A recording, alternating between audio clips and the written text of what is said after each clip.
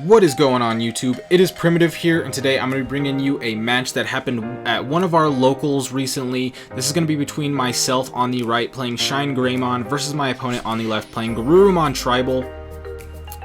So my opponent's just going to go into a Garurumon, I'm going to Digivolve into Patamon and play a Pulsemon. I have a lot of champions in hand, and I need to try to find a Mega and an Ultimate, so playing out a couple different rookies allows it so next turn if my opponent puts me to 1, I can just choke them back by Digivolving into a couple of champions, but going to 2, to do that I will need an Unimon and then a Pedo or Taruri. So I decided to Digivolve into the Pedomon and then Digivolve into the Unimon. I do believe I got the Unimon off the Digivolve from the Pedomon, so it was a pretty good ordering there because I could have also just played another rookie and started cycling with my champion some more. But now we build up a Rise in Raising. This is the best because next turn I'm going to be able to Digiburst. I'm going to be able to get out one of my TKs while my opponent Davis is, so this makes it so I won't fall super far behind. If my opponent Davised and I didn't have the Tamer, then I could just get choked and my opponent will be able to crawl back. But now since I can't get choked, then I'm just going to be able to grab my Shine. Next turn I can Digivolve on top of that if I want to, but I don't really want to waste the Shine yet. It's going to be a lot better if I can build up a couple more Tamers. I'm thinking about if I want to play a card or if I want to Digivolve here. I decide to pop it because I do gain a memory off of the Patamon Inheritable, so I only play the Starmons for 2 going to 0, and then I can better fill out my memory by playing Kari, putting my opponent to 3. So now Shine is going to be a little bit better if I do decide to go for it because I can do more than just pop one thing, or I can threaten this Garurumon if it does come out. Opponent's going to Digivolve into Sealamon. We can see that they have Lobo and Garuru and a couple of other smaller cards, but nothing that's really too threatening to the board I have and that I'm building right now. I wouldn't really mind too much if my opponent did swing in because I have the Kari and I know that they're aware of this, so I have to try and play aggressive because my opponent's going to try to play it slow to make it so that I can't get too much Kari value while they build up a couple of Garurumon Inheritables so they can swing for security attack +1. But with seeing only 4 or 5 cards in hand, I know that I have time to get to that because they are going to need 8 or more cards to make this happen. So I'm going to pop the Garurumon and then I will gain a memory from the Patamon, putting my opponent to 3.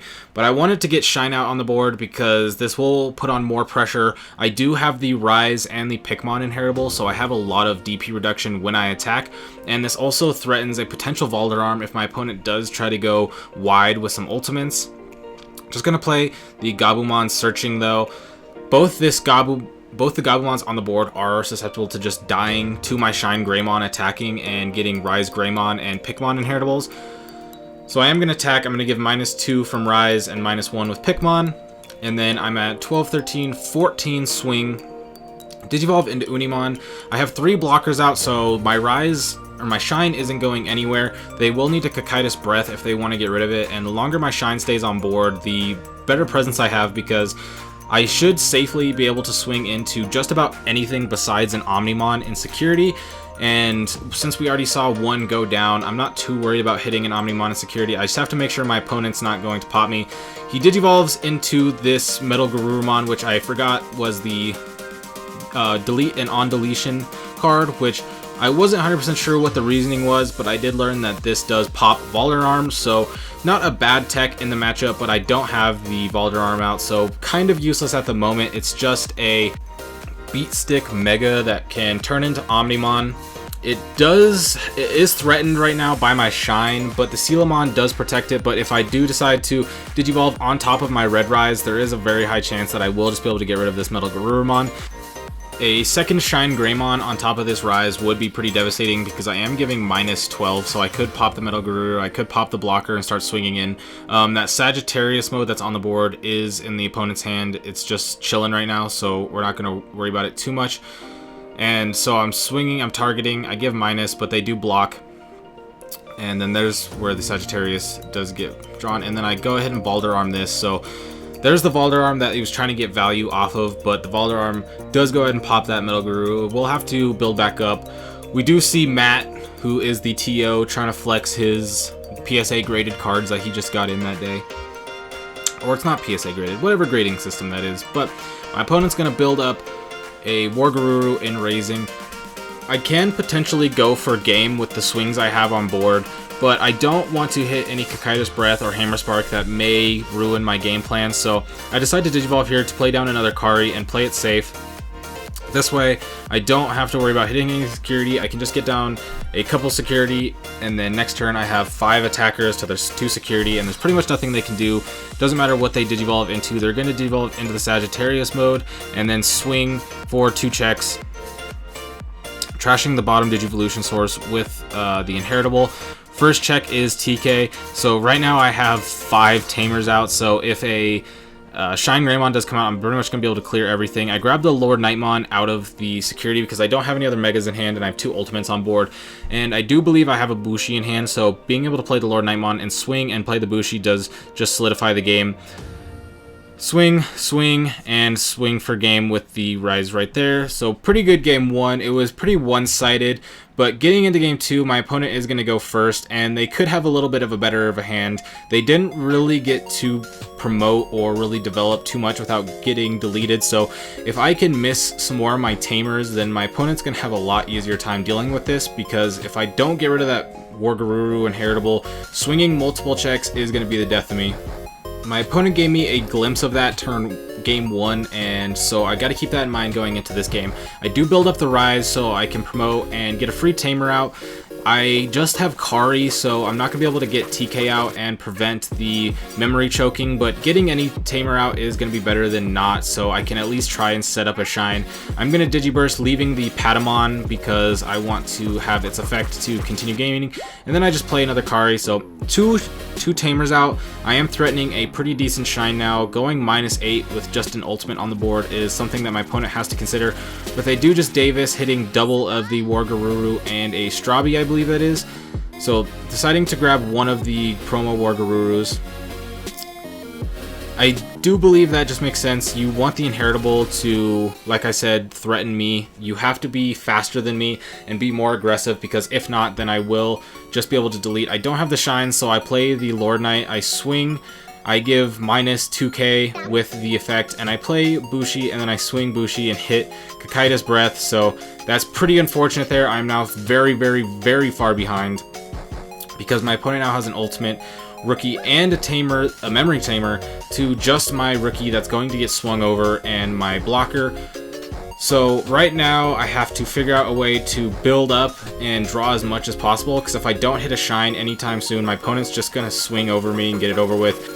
The Sagittarius mode with jamming and security tech +1 is already a huge offensive pressure, because I don't have TK on the board, so I'm going to continually get choked. So that means I can't Digivolve and try to swing over when they do swing with the 2 checks jamming.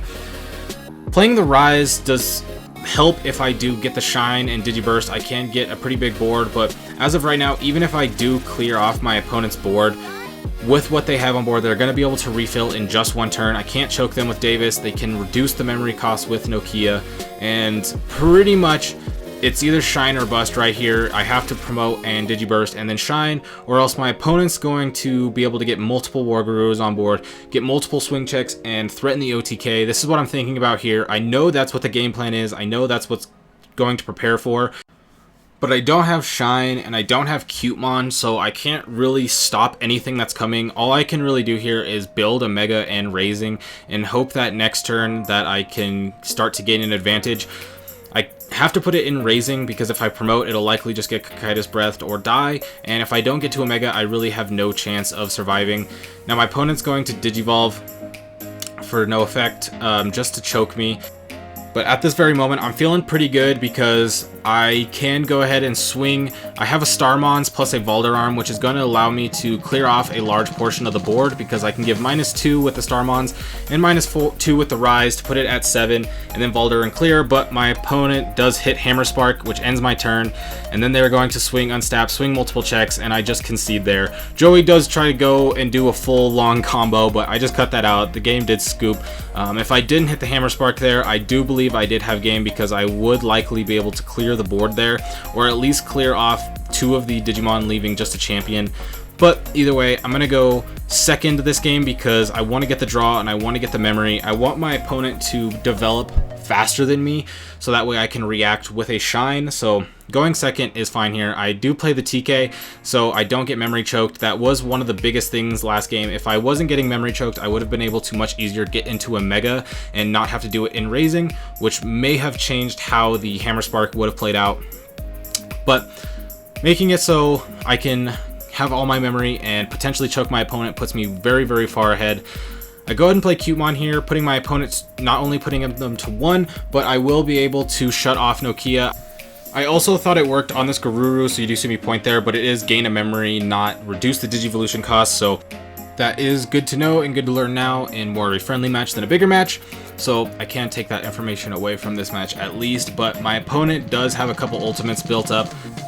My board may not be as threatening as a couple ultimates, but having the memory tamer does just really put me very, very far ahead, because if I keep choking my opponent, they're not going to be able to catch up.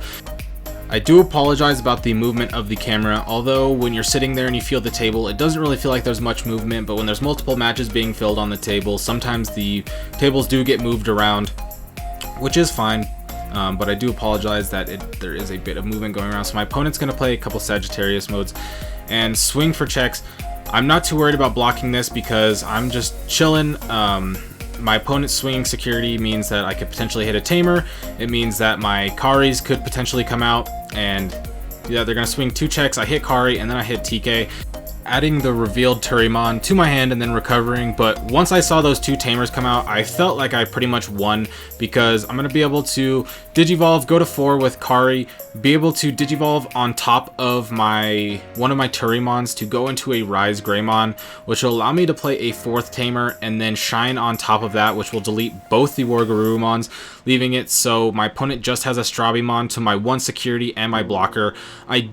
The reason why it's taken me a long time to think about this is because I was trying to just make sure that everything I did made it so that my opponent was just going to have the Strabimon and that they weren't going to be able to potentially do some crazy Lobomon swinging stuff. But like I see here, I do shine. I do give -8 to pop both the Garurus. And now with the current board state of having 4 attackers on board, with another one coming up and one being a Mega that has security attack +1, as well as having Cutemon shut it down, I'm just in such a commanding spot that my opponent's going to have to do a lot of promoting and stabilizing to really get back and win. As you saw right there, you saw somebody pick up a card from the egg stack. That was the TO. He was asking if those sleeves were a specific sleeve that he was trying to find. But they weren't the sleeves that he was looking for.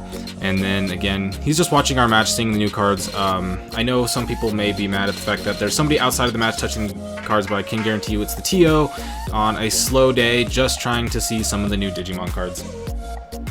So I'm going to promote here. I'm going to Digivolve into the Unimon, which makes me feel very safe because having 2 blockers and a security really shuts down any potential Lobomon stuff coming out. And then playing the Starmons to pop the Strabimon so my opponent can promote swing 1, and then Lobomon does threaten another swing, so both the blockers shut that down.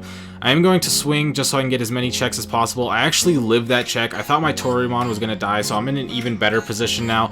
And then I play Sirenmon. It gets another ultimate on board to potentially go onto for a Mega, so that way I don't have to Digivolve first. And it also just puts another Digimon on board that I can swing with next turn, threatening game. As of right now, like I said, my opponent doesn't really have much going on. They can Digivolve and try and cycle, but it doesn't really matter how many Hammer Sparks they have or anything like that. They're just not going to have the memory to clear enough on board. Gonna go ahead and go into the Kendo Garurumon, which is a card that I don't see very often, but he's going to attack to trade over the Turimon, and then the when attacking effect will pop the Cutemon back into hand. And then swinging, I'm going to go ahead and block because I'm not too worried about losing one of my blockers. And then the Sunamon will trash the bottom. And then Kakaida's Breath puts it back to my hand, and I'm going to go to 9 with the Karis. And it doesn't really matter because I can just Digivolve back on top. I do Digivolve into the Lord Knight, swing, play the Bushi, and that's game. My opponent can seize before I play the Bushi, but With the Bushi and the Starmons, it was just game. But with that being said, that is this match. I hope you all enjoyed. I will have this ShineGreymon deck list up tomorrow, so I know many of you are going to want that. So if you want to see that deck list, make sure you like and subscribe. I will have that posted around the same time tomorrow. But with that being said, I hope you have a great day, and peace out.